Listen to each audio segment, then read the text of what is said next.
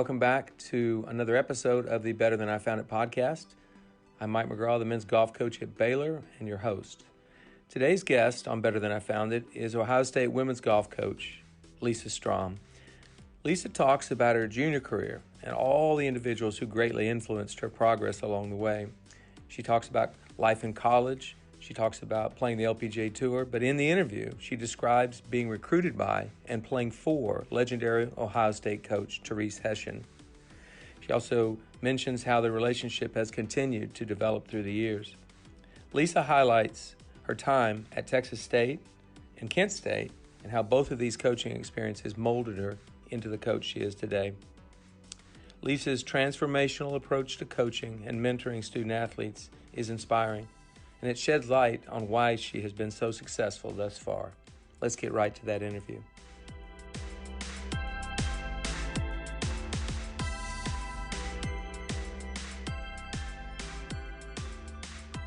My guest today on Better Than I Found It is newly hired Ohio State women's golf coach, Lisa Strom. Lisa, welcome, and hey, congratulations on your new position.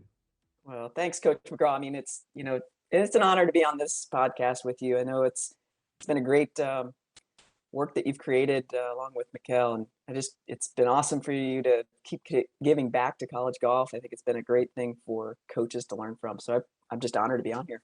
Well, thank you. I don't pick people for the podcast that I don't think will add value. So I'm really excited to hear what you have to say today to some of the questions I have, and probably some things you're going to mention that, I haven't even thought about. I can't wait to hear that too. But you and I are both in pretty much the same place. We've been in this recruiting whirlwind for about a little over a month now. Exciting about it because, we didn't get to recruit for the longest time. So how's that been for you the last month and a half? Yeah, it is exciting. I'm actually over in Pennsylvania right now. It's staying at my mom's in between a couple of events, and just decided it's easier than going back and forth to Columbus. So yeah, certainly awesome to see the young women competing again in person, not just watching scores online, and really being able to see their interactions with moms and dads and how they interact with their groups. So it's just been it's great to be back on the road, and everything between the U.S. girls junior and wherever we've been. It's just been awesome. I just got back from the U.S. junior last night, and every tournament I go to, and I've been in Texas a bunch, but every tournament I go to, it's like coaches have a smile on their face. Parents are thrilled that their kids are being evaluated in person. And honestly, the players look like they're really excited to be playing in front of coaches again. Yeah, no doubt. No doubt. We get a lot of those parents coming up. I know we can't talk, but I know we can't talk, but so it's not us being rude. They always try to take it past a casual greeting, don't they? They do. A casual greeting. Yep. But anyway, that's great. But I'm really excited for you. You're at it has to be sort of a New York Yankees job, if you will, if that makes sense. It's something you've always dreamed of, and we're going to get to that in a minute. But what I really like to do with a lot of coaches, and most of them actually, is kind of go back to how you got in the game, who got you started, who had the biggest influence on your junior career, and then just take it forward from there. So let me know, Lisa. Yeah, I grew up in South Dakota. I was born in Aberdeen, South Dakota. So many years ago, we do have golf courses there. A lot of people don't think that South Dakota is known for its golf. So not a mecca of sorts, but, I certainly got my start in the game with my family there. My dad, my mom both played. My dad introduced my mom to the game when they met. She came over from Ireland back in 1968. Within the last couple of weeks, actually became a naturalized citizen. So it's been pretty exciting for our family. Yeah. But if I take it back to when I was about 10 years old and playing junior golf in South Dakota, you're playing alongside the boys, you're playing alongside anybody who you can play with at that point. And started getting a little bit better and played on the high school team as an 8th grader. So, just sheer numbers. I was good compared to relatively what was around me. We moved out to Pennsylvania when I was in high school, kind of near the end of my freshman year, and got to know some kids, played some summer golf at that point. And then leading into my sophomore year of high school here was the first girl on the boys golf team. So kind of turned it into a co-ed team, and wasn't the, start that I had anticipated. Came home bawling my eyes out, learning that I had to play from the men's team grounds during our qualifier. And my coach pulled me aside after a couple of rounds of 9 holes. He was like, Lisa, you're not going to get cut from the team. Just so you know that, you're going to go automatically to districts. So he's like, you're going to stay on the team. And that kind of settled me down a little bit, thinking, oh, okay. That led to a great interaction though. The guys started to learn like, wow, she can really hang with us. I started to play better and better, worked my way up the lineup, was our number one player, I don't know, 4 or 5 weeks into it. And, started getting some interest from some colleges and stuff like that. But, my junior career wasn't some AJGA All-American by any means. I remember getting invited to the Betsy Rawls down at DuPont Country Club, and got this invite in the mail and showed my mom and dad, and this is great. And then it had an entry fee listed, and my mom was like, well, I thought you got invited, like, what is it? What do you mean?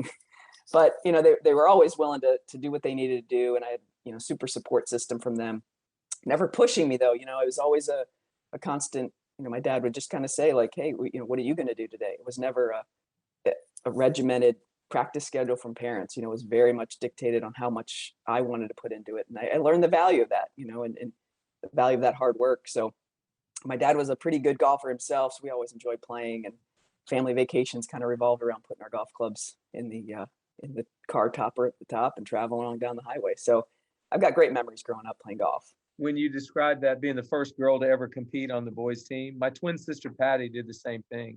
And we played matches where you would play, our 5-man would play their 5-man, you get a point, right? Well, I've never seen boys cry after a round of golf, but when she beat a boy in a match, it made boys cry. Oh my goodness, he'd cry. Yeah. It was not easy, but she was accepted, and so I'm certain you were too once they realized you were a good player, right? Yeah, and I think there was one match in particular we played against. I went to Lanesville Catholic, and I played against the local public school in the area, North Penn High School, and I remember being over there, Pinecrest. I mean, stand up on these tee boxes and the chirping going on left and right of the tee box, like, who's this girl? Who's this redhead? Who's this? And but I'd already learned to kind of deal with it. Played our match. We got done. We played 12-hole matches. So we played a point for the first 6, point for the second 6, and a point for the overall.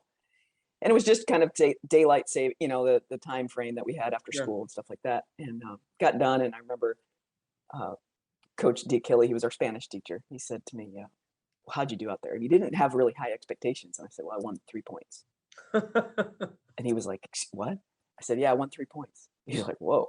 So I think, it was all of a sudden you earn that respect. And I've always kind of been a firm believer in kind of letting, your golf clubs do the talking for you and not really trash talking too much. It's more about, hey, let's just show you what I can do. So lots of lessons learned there in that high school time though. And certainly it's built me into that type of person I am today too. You said you didn't have an AJGA All-American, resume, but you did have a good enough resume to get noticed by Therese Hession at Ohio State. So describe the recruiting process. How did you get there? I mean, I know it wasn't quite as detailed as recruiting is nowadays, but that must have been an exciting time to have an Ohio State looking at you.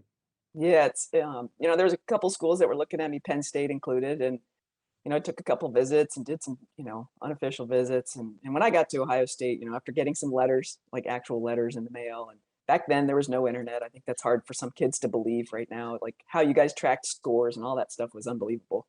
But you did develop a good relationship over telephone calls and visits, and these letters that go back and forth. I mean, the correspondence was key to developing it. So I mean, I got on campus there, and with Therese's background of having played on tour, and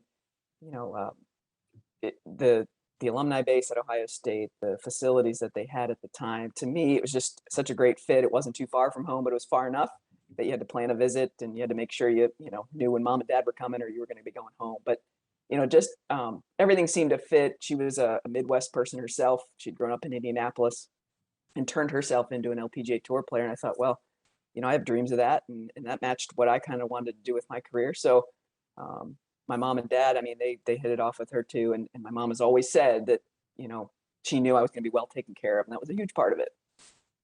That's a great story. I've always had a lot of respect for Therese, and I've known her for as long as I've been in coaching. And I just really respect what she did. I can see how she might inspire you to want to come to Ohio State, but you got there, you're a student athlete. Now you're playing for the lady who recruited you. And so is there anything that stands out about your time at Ohio State? I know you had some success. You played pretty well. You played all 4 years, correct? Yeah, I actually took the full 5 years. I redshirted my first year. I wasn't really that good. It's kind of funny. Back then you could have that time as your freshman year. The size of the rosters were bigger, I think. And, I could kind of take some time to develop. She actually had to dive in and really help me with my game. I was, you know, I don't want to say self-taught. My dad definitely helped me along the way with my golf career. I didn't really have a lot of formal lessons though. And so I needed that year to realize like, hey, I need to get better in order to get in the lineup or even have a chance. So my freshman year was a lot of learning of that, a lot of frustration. But when she sat me down and said, "Look, we're not going to have you play in the Lady Buckeye," I knew that it was in my best interest to listen to her advice and understand that she knew what she was doing. Um, if I can rewind just a smidge back to kind of the summer before my freshman year, we got a phone call from Therese, all the players, and she was actually going to be heading to Tennessee, and she Oh, was going to wow. be taking a new job, and a lot of us were up in arms about it because we had committed to that university, and a lot of people say make sure you look at a university as a whole, not just for the coaching staff. But man, when you make a connection with a coach and you get that news that she might be leaving, it's really tough. And as I well know now, and I think the overwhelming response though from the players shows what she means to Ohio State.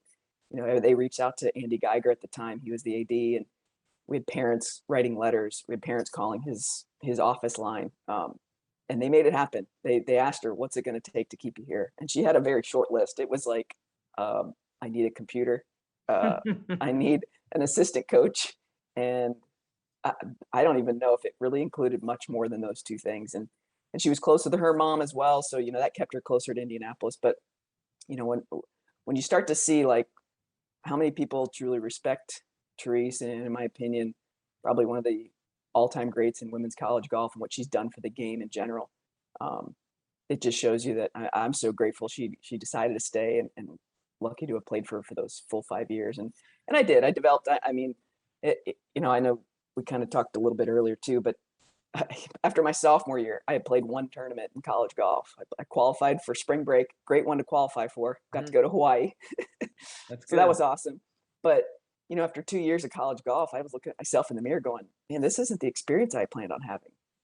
I wanted to play golf. I wanted to be traveling. I wanted to be out on the road. And I'm hearing all these girls coming back from the tournaments and how great it was. And they got to do this. And so after the summer of my sophomore year, went up and stayed with a friend of mine in Massachusetts who worked at a golf school up there. And it wasn't for me to get golf lessons and work, but it was for me to have time and devoted time to playing the game and doing a lot of practice in between. I had a big sit down with my mom and dad at that point, and I had been working at a golf course, but it ate up a lot of my time that I could devote to the game. And um, at following that summer, after playing some high level amateur events and doing a little bit better, I got back to qualifying. We have a big qualifier every fall, September, here we come. And it's usually 7, 8 rounds of golf, and it's a grind, but the cream rises to the top, and you start to play, you start to separate yourself. And I won the qualifier. Teresa, I remember her putting her arm around my shoulders like, what'd you do all summer? Because back again, we weren't connecting all the time as much Right. as we do now with our kids. And I said, Coach, man, I just worked my tail off. I mean, there's hard work, and I think that's sometimes forgotten in a lot of our development of players, and it just takes time. And so for me to push that back 2 years of being frustrated, but realizing like it's on me. And that was a big eye opener for me of how am I going to get better?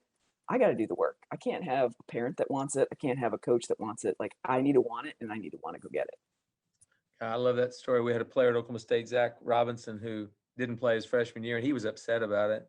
But he stayed at Stillwater, worked at the golf course. In those days, you couldn't use the facility in the summer, and he worked at the golf course on the maintenance crew in order to practice and be in front of us. And so he made a sacrifice that summer, and he was an All-American the next year. So Yeah. I love it when hard work sort of leads to the fruition of the success like that. So that's Well, and Mike, you say that right there, sacrifice, right? Like it is, and it It has is. to be. And if something means something to you, like if it means that much to you, there is sacrifice involved. There are those, I know Nick Saban talks about it a little bit of like the choices actually become easier the better you get.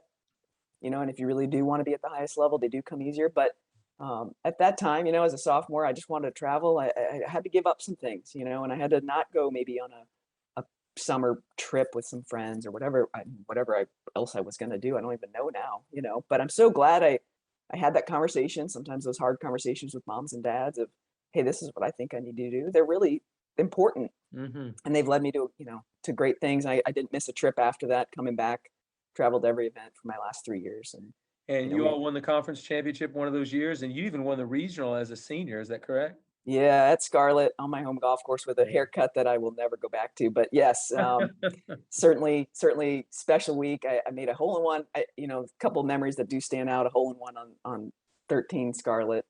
My senior year, Lady Buckeye, our home tournament final round.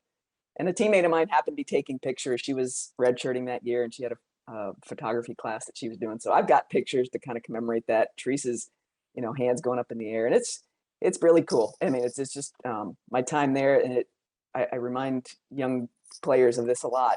There's certain memories that pop out real quick, but man, when you're in the midst of it, and you're struggling and you're trying to get through some situations, it really it seems like it's never going to end, but man, it goes fast. So hanging on to those memories are great.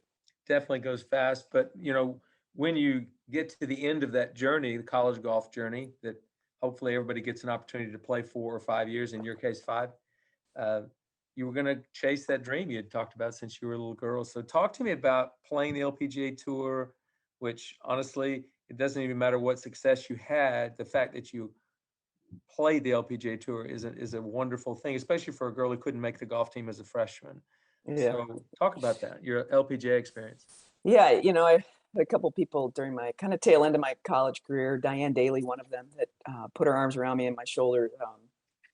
We were at the tournament in PV, probably the one you were flying home from with your players on that jet with those sandwiches. But she came up to me in the parking lot that week, and we had been paired with Wake Forest at the time, and she's like, Lisa, you, with her little sweet tea accent, Lisa, you got what it takes to play on the tour. And I said, wow, I mean, like Coach Daly's been telling me this. Okay. Therese started kind of, talking to me more and more about it. And, I wanted to be a pediatrician. Like I went to school originally as a pre-med kind of major, and I was thinking about, I wanted to help people. I love being around kids. And so diverted that into exercise science, because pre-med is pretty tough when you're a college athlete.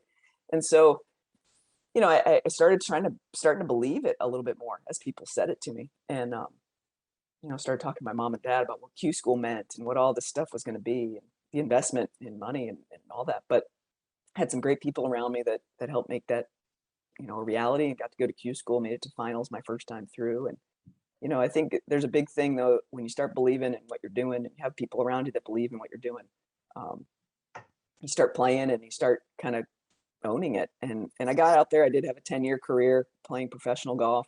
I'm happy to report that I did not leave in debt. So that's a huge thing. But, I think the time spent traveling around the world, getting to see some places, the game we play is just unbelievable. And I've been able to play in South Africa. There's one continent I haven't visited yet, which is Australia. But that's on the list. And, I'm just grateful for those opportunities, the people that I've met that have helped my career at that time continue. There was certain times where I thought I'd have to hang it up a little sooner. But I kind of kept getting through Q school and kept getting, that experience back out on tour. I finished 13th one time at the Navistar down in Alabama, and that was awesome. But I've had some state open wins. I've had some. There was used to like a West Coast ladies tour that folded the day after I won a tournament. I had gotten the check into the bank for like $13,000, like the biggest check I ever made. And then all of a sudden the news kind of came out that they were folding, but man, that check cleared and I had the cash in the bank. So, those are the stories you don't really hear about today, right? Like those things aren't happening, but the grind is real. Professional golf is not easy. There's so much information out there now that the young people have access to, and I think it helps them develop at a quicker pace. But there's something to be said though for figuring it out yourself sometimes and really to dive in. But I remember a conversation I had with my dad one time. I was at Q school in Palm Springs, and I called him one night because the 3-hour time change was a little later here. And we'd gotten off the golf course, and I didn't have a great day. And I was like, Dad, I've been thinking about this. Do I have to call you like after every round of golf? And I was nervous to ask him this, because I felt like, whoa, what if he says like, yeah, I still expect a phone call? He's like, Lisa, we have this internet thing now. We can do scoring on there. I was like, okay. He's like, do you think your brother calls me like after he gives a lesson, because he'd gotten into the golf business as well? And I was like, yeah, okay, good. I just felt like a sense of relief that I didn't have to report back. Like this was my career, not a junior golfer telling mom and dad how things went that day. I think that was a good turning point for us. Well, two things occur to me. The reason you still love the game of golf, kind of the way the reason I do. My parents, my dad was a club professional. He didn't force me to play. Your parents only encouraged you. They didn't force you to play. And your dad liberated you there where he said, no, of course you don't have to call me every day. You just call when you want. That's pretty important. That must have freed you up a lot. Totally. And it just, made you realize like what you do is one thing, but who you are is a total another thing. And your parents and the love and support I had from my mom and dad was just instrumental in allowing me to be who I was and travel and do that without the an extra burden or pressure, for sure. That's wonderful. Well, okay, the career did have to come to an end at some point, and you said you weren't in debt. That's amazing because so many people come out of that experience in debt. But I know there was probably a moment when you decided you wanted to coach. So I want you to go back, if you could, to that very moment and tell me what that felt like. Feelings. It's hard to describe feelings. What was going through your head during the moment when you said, "I got to coach"? So it was, kind of the winter time of 2010 going into 2011. And the previous assistant coach was a teammate of mine, Amy Langhouse, now Amy Miller. And she had kind of put the bug in my ear a little bit, called me. She had gotten married. She called me and said, hey, we're trying to have a family. I think I'm going to get out of coaching. My husband's in coaching. He was a soccer coach at the time. And she's like, would you have any interest? Therese loves to have a former player as her assistant coach. So I thought, well, maybe, right? Like our tour was, 7 events, like in the United States, like the full field events was nothing. Every time you teed it up, you felt like it was a major. You had to make the cut. You had to make some money because you only had 7 of them to get into. Everything else was Monday qualifying. So yeah, that was probably the first part of it. I remember that phone call. And it kind of, when we hung up, I kind of went, college coaching. So then fast forward to February of 2011, I was out at PV. I was doing a pro-am, and I had corresponded, or I don't even know if it was texting at that point, maybe called Therese a couple times though. She's like, well, if you can come out to PV, love to see you out there. So Tell people what PV is. Palos Verdes. Palos Verdes, yeah. So the Northrop Grumman Regional Challenge was going on. So I went out there one day to watch the team and walked around with Therese, and we were in 12 rough. So you talk about, can I remember the moment, right? She looked at me and she goes, how do you know you're done playing? And I looked at her and I said, because there's nothing left for me to play in. Like, I'm done, right? Like, I don't want to go back to, at the time, the Futures Tour, Symetra Tour now. I don't want to go grind it out there anymore.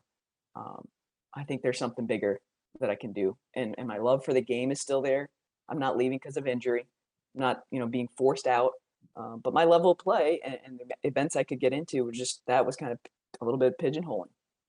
So we started talking. We started going through the process of that hiring process, the interview process. She had some great candidates and brought me into campus again. And for the second time, had me on campus as a visit. And I remember being at a Symetra Tour event. We were getting started late March, and her phone call came in that evening. We were getting ready to start the first round of that event. And she said, Strom, I just, I've gotten the go ahead to make the offer to you. So it's the second time now, right? Like, here we are. Like, man, coach, I can't wait to get started. I didn't even ask her how much it paid. I didn't even ask her what the benefits were. I had no idea. I should have asked that, but I knew she'd take care of me, And so I said, well, can I finish out and play this final event? She's like, absolutely. So we decided on meeting the team in Georgia. April 1st was my first college coaching experience. So I'm like, I was on my toes that day, watching what kind of jokes might be played. But yeah, what a great experience to just kind of get back into college coaching along someone that I've admired. I would say this, the way you were treated by Therese and the way she conducted herself and the way that she treated all your teammates had to have had some influence on it, because you saw the way she loved and cared for people. Well, yeah, and to this day, that's a huge influence on me as my coaching career has evolved. But you're always taking care of your players, and whether that's a phone call late at night or whatever that is, I know I can always count on her. I know that she's got the best interest of those around her, whether it's a superintendent at Ohio State or whether it's a recruit that she's talking to on the phone. There's no doubt that her heart's in the right place. She leads with that heart, and her faith. And it's just been a huge influence, no doubt, on every player that's come through that program. kind of reminds you as you're heading into this head coaching position at your alma mater, how important that is. It's Yeah. hugely important. But so she hires you in 2011 to be her assistant. You had a pretty long stint as an assistant, like 5 years, right at 5, correct? Yeah. Yeah. So I finished out that spring with them and then rolled right into the fall and got going. And yeah, we had a great run. We weren't that good when I got there. We had some work to do, but we got some really good kids in there and went on some good runs. And again, though, it became interesting because I thought I was getting into coaching to help young women get better at golf. And I soon learned that that's probably the smallest percentage of your time spent. And really, it really revolves around, excuse me, the idea that they're in front of you for a reason. And these times where they're 18 to 22 years old and you're coaching them um, kind of shapes them, gets them ready for life beyond college athletics. And so I sat there in a really, we won our Lady Buckeyes, I think, spring of 2012. And 12 or 13. I don't have the memory like you do, but I could go back and figure out what year that was. I sat on my couch in my apartment, though, and I thought, man, we just won this tournament. This is awesome, right? We hadn't really won much. I'm like, man, I couldn't feel more empty about what we just did. So I sat there and I thought, man, why is this in my gut? Why does this feel so unfulfilling? And it started to dawn on me a bit that we were just chasing a win. We were just chasing a win. We finally caught it, and it was like not that big a deal. And so through social media and the power of all that networking, I met a guy named Joshua Metcalf, and he had a big influence on my development as a coach at the time. Started reading, started pouring into myself, started journaling more and more. And I'm a big believer in your value comes from who you are, not what you do. But I had to reaffirm that with myself before I could really even lead those young women to believe it in themselves. But they started seeing it. They started seeing a shift in my mindset as a coach. They started seeing how things were a little different. Things weren't so on edge about what they were doing on the golf course. It was much more holistic approach. They started asking me what I was reading on an airplane. Hey, coach, what book do you think I should read next? And then you start to realize, wow, okay, now I'm connected. Now I've really made the connection, and now you can learn to push them. They start to trust you. Then you can learn to push them a little bit. But I think when I came in, I was like a bull in a china shop, and Therese did sit me down. There's no doubt. She sat me down and said, in one of my kind of a update or a progress, mid-year progress report, she was like, listen, you can't talk to every kid the same way. And Amy, who was, influential as a teammate of mine and a captain on the team when I played, she even said, she's like, they don't need two head coaches. You need to be that go-between. And I'm sure Mikkel is that for you, but you need to be that person they can kind of come to when they've got problems they don't want to go to Therese with. So I had to learn that, though. And Therese was very patient in that process. I mean, but, between learning all that about myself, we developed a great, strong connection and a great working relationship. There's a shift there, right? Like I played for her, so now I was no longer a player, as a colleague with her. So we had to learn those boundaries and with respect and love, and understand, she can trust me in making decisions. So, yeah, so, I point back to a lot of that, what I went through and that growth as a coach, though, did certainly happen because of success we had. I had to learn, wow, it's not really about a trophy. It's about the fingerprints on it, and what we do working towards it, and we can begin again. We always can begin again. I believe that sort of instinctively my whole career, but I lost it when expectations weighed on me or when results mattered hugely. And people can give lip service to what you just said. That's really easy to do that. Just say the words you just said, and everybody thinks, oh, she's got great perspective, and then dive right back into that. Yeah, results. And so every young coach I talk to, that's the first bit of advice I give. When they ask for advice, I'm like an open water faucet. I just start talking. And it's the main reason is because I want them to, I think experiences are important and you learn, but you can short circuit some of these learning curves. They don't all have to be painful for a long, long time. Sounds like to me, Therese did the same with you. Maybe you're trying a little too hard at the beginning. Who knows? Well, yeah, I mean, I just thought, like, why don't you want to work hard? I'm looking at a couple student athletes that had way more talent than I ever did. They had it more in their thumb more than I had on all 10 fingers. And I just didn't understand. Like, what do you mean you don't want to go play on? You could go play on tour tomorrow if you got your act together and worked hard. So it was frustrating. Then I realized that's not making it more fun for them to come out and work hard. It's a lot more fun when we can talk about other things and what might be going on in their world and connecting on what makes it fun for them to be around the game. Or, I think peeling those layers back a little bit of maybe why they do fear success or why they do fear failure, maybe what mom and dad, were like when they were younger. I think I soon realized just the value of having connection and conversation, because sometimes they're never really, their opinion's not always valued.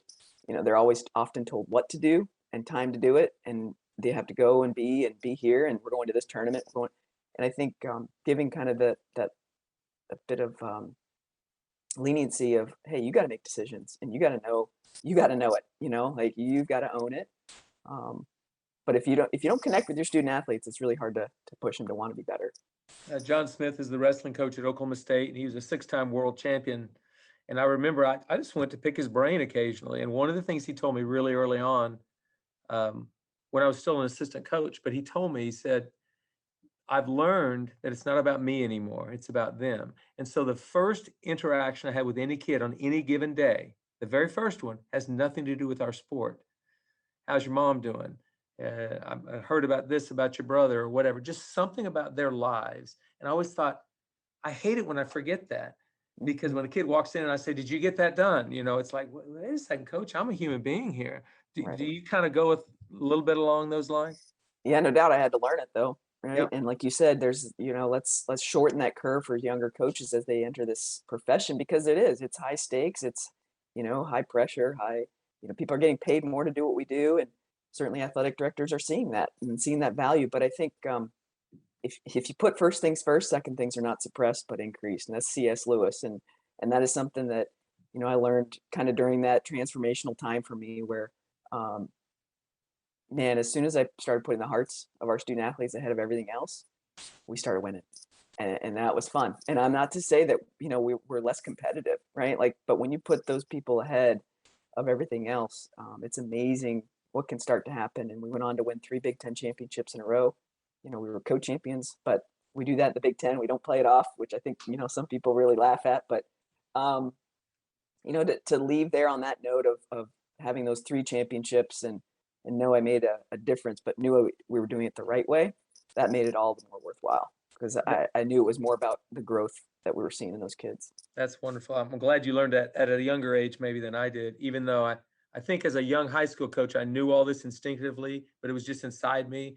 It took having great success at the collegiate level to screw that up for me. That was my fault. But next stop, San Marcos, Texas. And that's where I actually met you. And I was in an airport coming back from a tournament, and I see this group of maybe 6 women coaches. It was after the convention. Actually, in Vegas. That's exactly where it was. And I came over and we said tagged hello. You down. We dragged you right over to our little gate, didn't we? I know you did. You did.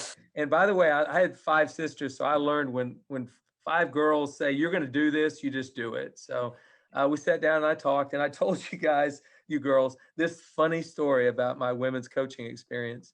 And I wrote about it later in a book I wrote. I think you guys got a kick out of that one. That's where I met you. Yeah. And Coach McGraw, right? Like you've been talked about a lot in my career, and good friends with Donnie Dar. So, I think I had heard a lot of McGraw stories, but to get to spend a little bit of time with you kind of en route back, probably you were heading back to Texas. But, I think, at the end of the day, we've all got those stories. It's really just special that you were able to write those into a book, and we're all able to laugh because of it.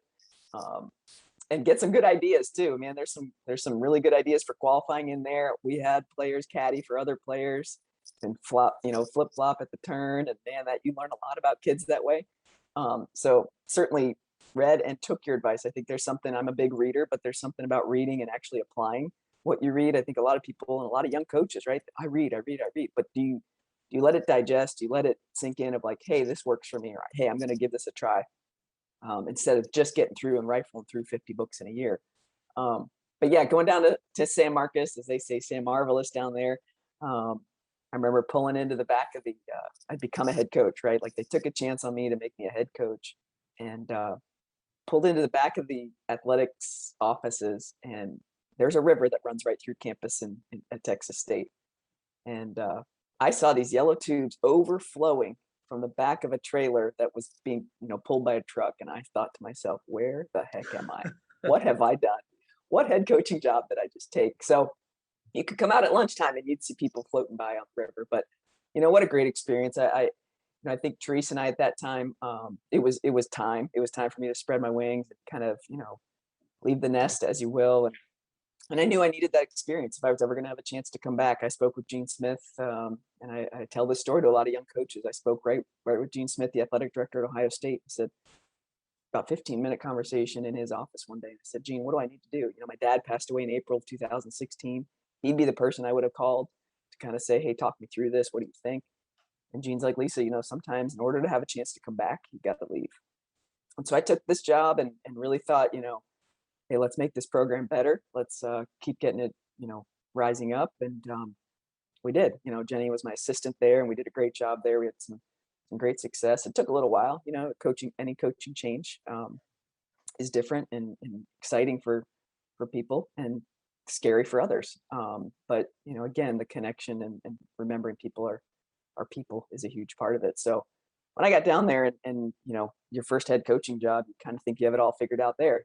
I've made it, right? And again, beginning again is another thing, right? Like you're starting over again, and it does take those similar qualities. The hard work and the long hours and the time spent. You gotta dive in again. So I really, my time at Texas State was there were some challenges, right? We had some decisions we had to make about certain players, and at times you hope that they see why you made those decisions, but at the end of the day, you've got to do what's right. And I always tell kids I make the decisions for the best interest of the program, and those aren't always easy, but some of them are really easy actually. And without divulging many names, we had a girl that didn't make it to the end of the season that year. She had done some things and we had documented, and as you know, right, in college athletics, documentation is so huge. And I went the last straw was broke, where she had missed workouts, and kind of dove into why all this stuff was kind of going on. And she did have a lot going on in her life, but we'd helped her kind of through some of that. And we decided, we were going to suspend her, and that's not an easy decision for a coach to make either. But you do those things because it's the right thing to do. And she didn't make it to the end of the season, and she wasn't happy about it. But when you have when you have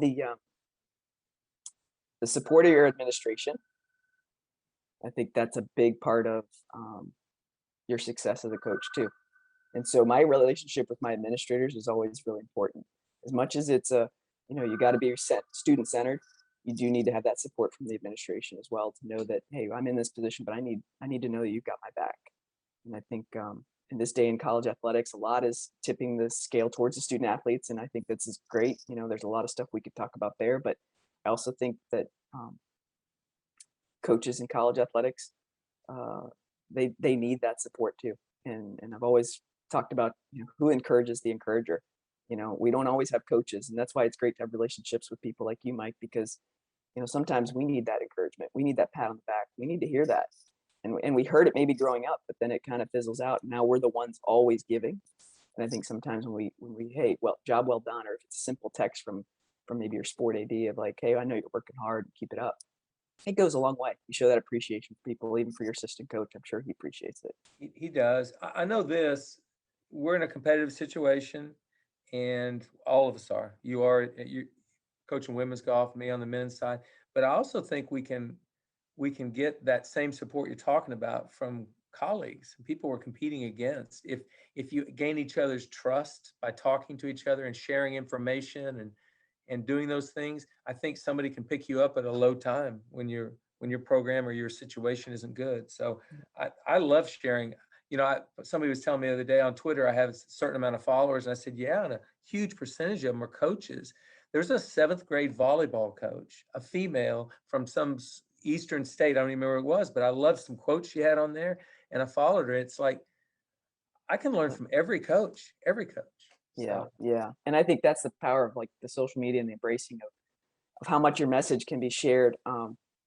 Yeah, there's some coaches. There's a coach in Nebraska, as you said that, I think of right away, where it's awesome to see there's basketball coaches that I follow. I think it's Bob Starkey that's doing a great job. It's powerful. And I think we're all going through the same stuff. It's just a different ball.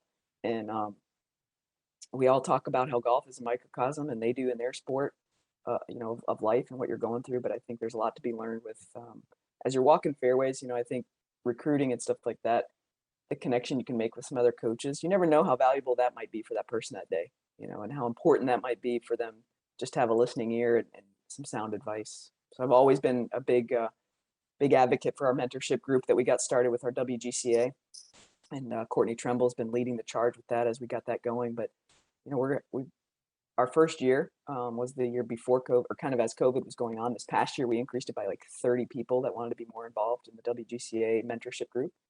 And we've got a lead mentor in each group, and then an intermediate that kind of sets up the schedule as far as calls and Zooms and how they're going to do it. And then you've got at least 2 others in that group. So there's about 4 in your small group. But man, the connections you can make, and when we're looking to fill jobs that become open or assistant position here, you now have names at the tip of your tongue that you're ready to share with people, because there's some really fantastic coaches at the D1, 2, and 3 level that you're not going to hear about unless you're around them. So it's been awesome. We need to start that on the men's side, and I'd put Vince Clark at McLennan Junior College in charge, because he would run that ship so beautifully. And but I love the fact you all do that. That's amazing, because information is being shared and support is being given. I mean, that's pretty impressive. Yeah, it's huge, and we're starting to kind of even branch out a little bit to create some interview skills and kind of talk about those skills that you need as you're going through that process, because I think that gets overlooked highly, especially as the kids are younger. We keep getting older, but those assistant coaches that are starting in those jobs are still 22, 23, 24 years old. And, those skill sets look different. I mean, I was just out at the mall the other day, and I can't even find clothes that are like business professional anymore. It's wild. So, but yeah, it was a need that we found within our organization. I sit on the board of directors as our vice president, and at the time I was the D1 rep, and we started talking about it, kicking around the idea. But again, I go back to, and I'm a big believer in, you can talk about ideas all day, but you got to put some action behind it to make it work. And we're seeing some really huge benefits from it, and the connections that that we've seen are awesome, powerful. That's great. So your time at Texas State was obviously valuable to you, and it kind of set the stage for a move to the Midwest that would eventually lead to where you are right now. So talk about how you got the Kent State situation, and then let's move into Ohio State. I was in Thailand at the time when Greg took the job at Oklahoma State. And so, it's kind of funny, like the ties that you have, and it's interesting how your network kind of intersects sometimes. But I got a call from Donnie on, FaceTime audio, Donnie Dar. And I thought, this is kind of strange. I'm in Thailand doing these camps, wonder what he wants. But I kind of really hadn't heard the full news that Greg took the job. So Donnie was just kind of putting out this like, well, what do you think about Kent State? And I'm like, well, I think they're a great program. I mean, I've admired it. I've seen it start. I was in college when the program started, and I know Herb Page was instrumental in getting it going, and Mike Morrow, and then of course Greg. So, I think throughout the time that I was in Thailand, I started thinking, wow, is this going to happen? And did those camps, went over to the Philippines, did another camp, and then came home. And about 2 days after I got home, my phone rang, and it was Herb. And I'm like, man, he's only calling for one reason. I was barely adjusted to some time change, and I was probably kind of upside down with some things. But he said, well, Lisa, I just want to see, I want to gauge your interest in what you think about Kent State. I said, Herb, let me tell you, I've always wanted to lead a program, and lead a program that has a chance to win a national championship. And for you to even consider me and reach out to me, he's like, well, I just got to tell you, like, you're one of the top on our list. So flattering as it was, I knew that going through that process and then being offered that job is a bigger job. And each time you take one of those steps, again, you kind of begin again, right? Like it's starting over again, and you got to earn this trust, and you got to earn kind of the team's respect. And I think one of the biggest lessons I learned, though, being there that first year in 2019-20 was our first season together there. I didn't have to coach as much. It was more about managing. And to me, I was used to developing players a lot. And each practice session involved some sort of instruction, some sort of helping with, one player with a golf swing stuff or short game stuff. And these players were like little mini professionals. And this team was very special. we had Caroline Stormo, Pim Nipapanthong leading our way, All-Americans on the team. Kaylee McGinty was coming in, turned herself into an All-American that year with a lot of hard work. Now, I'm not saying we didn't have an influence on how they performed. I was typically asking them, hey, do you need water? Do you need Gatorade? What do you like? What color do you like? I'll get you whatever you want, because it was at that point really just, making them happy, making them want to be around the game, making it a fun environment at tournaments. But man, they really knew how to take care of business. They knew how to take care of their practice time. This was not something I had to micromanage. But so me learning that lesson, shutting my mouth and really letting them do what they were really trained to do already. So we had a spectacular fall season, won 3 out of the 4 events, finished second at University of Texas without Caroline. She was at Q school that week.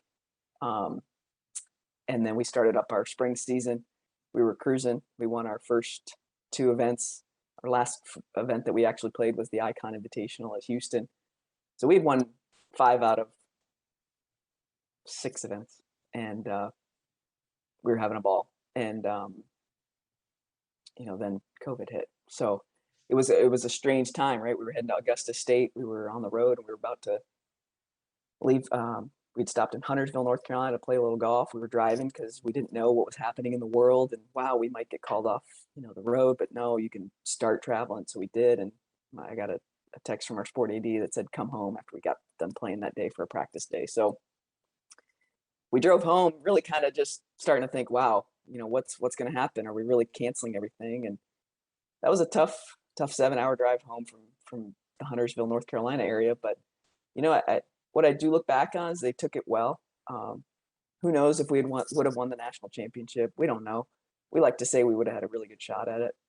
But I do know that they handled it with class. They didn't lash out. They didn't take to social media to say, we deserve a second chance. They just, they handled it just like professionals. And I'll always admire that, the level of respect they had for the decision made, even though they might not have liked it, that they didn't take it beyond that. So, what a strange year, so we had a kind of strange summer, did not compete in that fall season of 2020, but got some good players in again. And again, you're trying to fill shoes, as when you're filling shoes with All-Americans that are leaving, it's hard.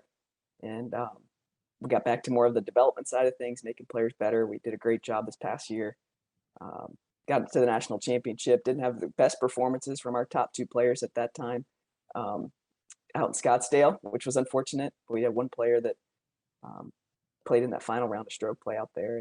And one thing I will say, we've taken the Folds of Honor program to every program I've been to. We've had it be part of our program, and it's a huge thing that gives us purpose, right? Like Folds of Honor is a military tribute program, is a program that college teams and high school teams could carry a golf bag in honor of a fallen soldier or severely wounded soldier in the line of action.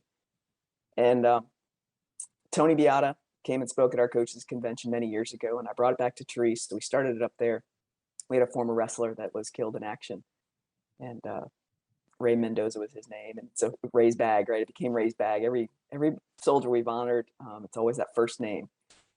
And each family that we've gotten to know through this process has always told me, like, we just don't want him or her forgotten. And so for me to provide that opportunity and to then kind of instill in our younger players, hey, there's something bigger than ourselves that we're playing for, has been huge. So we did it all through our time at Texas State. We brought the program to Kent State in our first season there. So we honored Ashley White, and Trent was familiar with her in the athletic training world. And they talk about synchronicity with Folds of Honor and the ways that our lives have been kind of intertwined with each other. We had her bag at a fundraiser for the Folds of Honor in the Northern Ohio chapter, and a young man came over and he was looking at this bag. It was displayed on top of a 6-foot table on a par 3. We were hitting par 3 shots, and he's starting to read her story. And I said, "Are you all right?" He's like, "Wait, she was at Kent State?" I said, "Yeah." He's like, "She was our athletic trainer for baseball. I played on the baseball team." He's like, "I had no idea that this is what happened." So, I mean, again, I get chills talking about it. Fast forward to this past season, then Loretta Young, who's a good dear friend of mine through the LPGA professionals, we honored her son, who lost his battle with PTSD in December of 2019. And Michael was an awesome guy. He fought for his country and did it with honor and class and dignity. Loved love the flag, as Loretta likes to tell us. And so she kept telling us throughout the season, you're carrying Michael's bag. And I got to make that phone call to ask her if we could have her blessing. But she said, listen, when you get to Scottsdale, I'm going to be there. And we didn't play all fall. And the spring season started. We started a little bit slow. We started playing a little bit better, a little bit better, a little bit better. We won at Clemson, and we won our MAC championship, and we got through regionals, and we won IU in there too. So we had 3 wins in a row. We got through regionals at Scarlet, Ohio State's golf course, 2 hours down the road from us. And we got to call Loretta that day afterwards and said, start packing up the RV. You're driving out to Scottsdale. So she went from McAllen, Texas, out to Scottsdale, met our team out there. We presented her with Michael's bag. We ordered 2 bags. And man, what a powerful moment. So I go back to that because Chloe, who was our individual that ended up in a playoff to go into that final round of stroke play, she walked right up to Loretta after we had been talking to them this whole time. She's coming, and they knew her story. They'd been on a Zoom call with her, but meeting her in person. And so she walked up to Loretta right before that day, and she'd been watching all week long. And she said, Loretta, I'm going to win this playoff. I'm carrying Michael's bag tomorrow. And man, like, you talk about someone that went out in a playoff and got things done. She walked right over to Loretta after it was done on 18 there, gave her the biggest hug ever. She swapped out everything from Corey's bag because Corey was carrying Michael's bag. She swapped everything out that night at the hotel and carried Michael's bag. And as you know, the Folds of Honor is a big thing on Monday at the national championship for the women and the men. Every player plays for a fallen soldier, and that day she got to play for Michael and have his story read to the people on the first tee. So thank you so much for sharing that. Yeah, the Folds of Honor. Dan Rooney, a good buddy of mine, who got it all started way back. Just pretty amazing that you all do that. And I love the fact you're continuing that tradition. Keep it going. Mm-hmm. So you did have some success, obviously, this year at Kent State, and then you got a call not too long after the season was over. When was that call? That happened pretty quickly after the national championship. Things started to kind of swirl, and Dan Cloran, the AD at Ohio State, reached out to Randall, our brand new AD at Kent State at the time, and he said, hey, we're going to be posting this job. It's for a head coaching position. Things have been restructured here within our program. And Therese, being the director of golf the last several seasons, is looking to hire a head coach, and we're looking to ask Lisa to apply. And so Randall got in touch with me, and Therese started calling me, and things started swirling. And, within about a 2-week time frame, things were happening. And, again, I go back to when Therese got on the phone with me and started talking about things, and here we come back to Ohio State, and I didn't think it was going to happen this soon, but dreams do come true, Mike. And on my radar, every time I made any sort of move in my career, I knew my dream job was going to be Ohio State.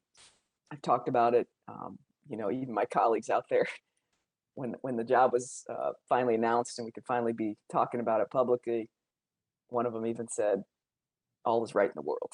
Strommy's a Buckeye. She's always been a Buckeye. And this, but I think, what I told Therese, I'm like, you've offered me 3 times, right? You've offered me as a student athlete. You've offered me to be an assistant coach. And now you've made a 3rd offer to me to come home. It's truly something. There's just something special about the people there. And I'm just, I'm thrilled to be back. It was not hard. The hardest phone calls are when you leave a program to the kids that you're, leaving behind. But I always remind them too, coaches have dreams, and we push our student athletes to have those dreams, and we're alongside them every step of the way to make them, realize them and realize what they can accomplish. But coaches also have dreams. We're humans, we're people.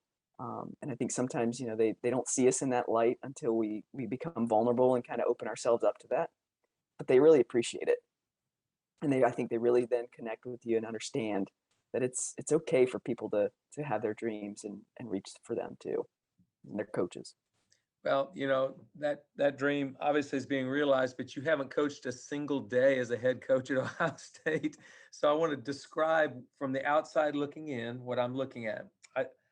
You're a former player who's now getting to be the head coach at her alma mater. Is that correct? That's true. You're replacing a legend. I mean, sort of iconic. I mean, Therese Hession in women's college golf is truly legendary. Agreed? I would say agreed, but not replacing. Okay. You can't replace someone like her. Okay, fair enough. But you are taking over her position. And you not only played for her, but you coached with her. So not very many people get to come back to their alma mater and then still, I mean, and actually you're working with Therese still because she's still in the world of coaching, but you get to do it at where a place where you played, where you were an assistant coach, now you're the head coach. I mean, Alan Bratton has a similar experience at Oklahoma State. That's got to be really special for you, but you still haven't coached today. So this is all speculation. What's it going to look like, Lisa? It is the trifecta, I guess, as you say. Yeah, it's been a whirlwind, and getting on the road recruiting, answering some of those questions. Therese is still coaching, like you said. She's still in this world. She's going to be coaching alongside. We do have a combined program, so Jay and Brad on the men's side doing an awesome job, and we're going to work together. And our golf programs are going to work together. But there's really something special to be able to say that I know what it's like to walk in those shoes as a student athlete playing for Therese. I know what it's like to coach alongside her, and I know what a great team we make. I make it fun for her. I think sometimes she gets a little bit kind of locked in on some stuff, and I'm the one that can kind of crack a joke here and there and make her smile. A text I got from her a couple weeks ago, probably after the first week really on the job. July 6th was my first day back with Ohio State, and she told us it was myself and my old teammate. She's like, "This is the most fun I've had in years," and that's pretty special. And I don't want to compare maybe what her story is compared to what you went through, and trying to make sure you got recentered and everything. But for me, a big part of this is like, let's make this fun again. She might be near the end of her runway, but doesn't mean we can't have a great run as we go and make it enjoyable for everybody. And I told a couple of girls already, I said, your coaching staff might be having more fun than you this year. And their eyes lit up though. I said, when you walk in the building, you hear some laughs going on, their eyes, they sense that energy and they sense that excitement. And, I'm super honored, super thrilled to be back there. But there's nothing greater than to kind of walk alongside someone that you've looked up to, you've admired. And it's really kind of strange. We're about 20 years apart. So we've kind of had this very similar 20-year gap in time. She played on tour for about 10 or 12 years. I did the same. She got into coaching as a head coach because there really wasn't those paths back then. But it's been neat. And it's just, man, you look back and connect the dots of where everything has led you. I didn't know Kent State would be a detour along the road, but I sure am glad it was, because it got me back into that game of, as again, I don't eliminate competitiveness because I put hearts first. I think it even makes you more competitive. But when I say that, what I really mean is I know how talented that group was that we had at Kent, and to be back in the game, competing for a national championship, that's what I know I want to keep continuing to do. Yeah, thank you for saying that. I think a lot of people, because I preach going to their hearts first, because that's where their dreams are stored. I think people take that for it's soft. It's you're not really competitive anymore. No, I'm just as competitive as I've ever been. It's just that I've evolved as a coach into somebody who understands. We know that we're not doing this to win championships or create tour players or win All-Americans. All that stuff is good, nice byproduct. But we're trying to create and help create better human beings. So I appreciate you saying that, because I know you're competitive, but it's great to hear this other side that you're a heart person. Yeah, no doubt. When I was an assistant for Therese, and I kind of went down that road of my kind of transformational journey, but I also spoke at the new assistant coaches deal that we had, a round table at the convention one time. And I had to remind them too, though, it is hard work. Like, I think young coaches getting into it think it's kind of a social happy hour. Recruiting is fun. You can go have a beer at night and just, shoot the breeze with the other coaches, but it's hard work. And as showing up early and being maybe first on property and all that stuff, like, it reflects back on your head coach as well. And I think my message to them when I spoke to them is, I always want to make sure that I'm making that head coach proud. What I'm doing out there matters, but how I'm doing it matters even more. And I think we forget that sometimes coaches might be watching assistants and how they work, because guess what? If you have a really good assistant, you'll probably lose him or her at some point, and you're going to have to replace him or her with someone. And you're going to go right to those memories that you have of, hey, who are those coaches watching? How are they conducting their business? I think, but hard work is a key to success when you're in this business. You can't just think it's going to come to you. You can't just think every recruit's going to email you and that's the one you want. You got to be got to be willing to put the work in and the time in. It's that often gets overlooked, I think, in coaching. And yet that's been a recipe for being successful in life for 1,000 years or however long. Okay, so I have one more question for you before we finish up, and that is this. And I've asked this of a bunch of coaches because I like to hear what coaches think about this because we all face this. What's your best piece of advice for a young female golfer who wants to play college golf and then the LPGA Tour? Just if you could really only give them basically one piece of advice, what would it be? Just compete. Find places to play. I don't care if you're playing on the local PGA Junior Tour or an AJGA schedule, because there's so many opportunities each week. There's like 4 AJGA events now. I remember when it was like 1. Mm-hmm. It was a big deal, right? But I think, that lost art of competing and playing, getting on the golf course, don't worry about hitting 7 irons perfect off a lie when your instructor's standing behind you saying it looks good, because that's not going to be what goes on a scorecard later on. So that big part of it would just be compete. Yeah, and I think that's what I miss most about competitive golf was just actually training to go compete. And when you compete, you're having so much fun. And I had a player, and sorry to interrupt you. I had a player last year though. She did tell me she won. She'd come back from that event. She's like, Coach, I got to tell you, and it was her first big win in college golf. And she's like, that felt just like when I leave here after a good training session. Excellent. And that made me raise my eyebrows. Like, she was in it for the right reason. She knew what it felt like to have a good training session, to win a college golf tournament at a high level. And she thought those two things matched. And I haven't heard anybody else describe it that way. Pretty good coaching, Lisa. Good job. You got that. You brought her up to a good spot right there. Yeah. Listen, she does the work. I want to say this. Thanks a lot for coming on today. This has been a blast for me. You've given us a lot of things of value here today. And I'm going to only ask one thing from you.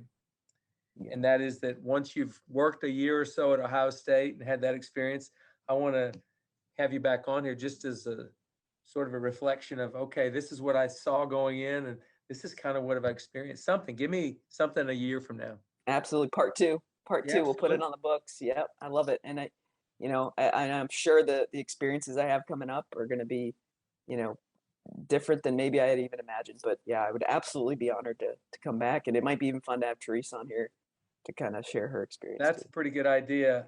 And I would have had her on here at this time, but I don't want to. She's not done. She hasn't retired. So, and that's good to get that word out. She's not out of college coaching.